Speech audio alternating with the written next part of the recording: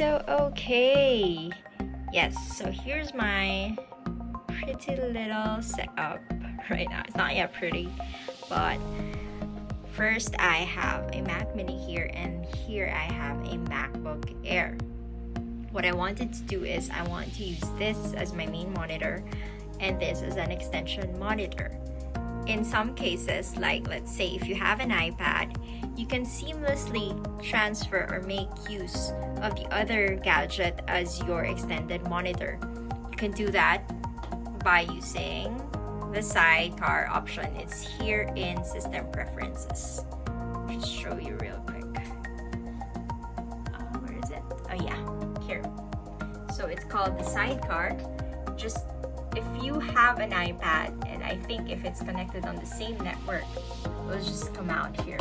So, but as for the MacBook, I believe what I've seen and researched, these are two separate operating systems working. So I don't know if you can really connect it as an extended monitor, but what you can do is make use of the screen sharing option.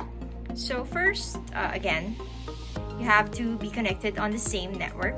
So in my case, we are connected on the same Wi-Fi network, right? And then next, you go first to the System Preferences, which is I've already opened. And then you go to sharing, this little folder here, and you take the screen sharing and it will turn into green. Same here. You go to the Apple logo, System Preferences, go to sharing, and take again screen sharing. The next thing that you'll do is to go to Go. You have to go to Go and click Network. Once you click Network, you will see the other gadget that you are working to connect. So after clicking that one, you just click screen sharing, and that's it. I now can see on my end the screen that is on the other computer. So does that mean that it will just cast the computer's interface or the computer's desktop? You can actually, the good thing here is you can control from this end the whole computer. So let's say I want to play this.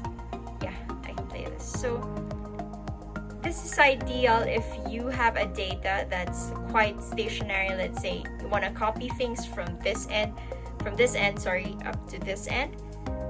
You can just place the data here and then minimize it. And then let's say you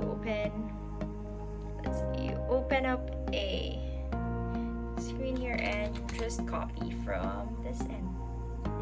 So I believe this is very useful for people who work from home and who wanted to have two monitors for productivity. This is the only thing that I've researched, and I haven't found anything that's simpler. If you know something, please comment down below. I want to learn too. But again, thanks for watching, and let's see you again for the next video. Thank you guys.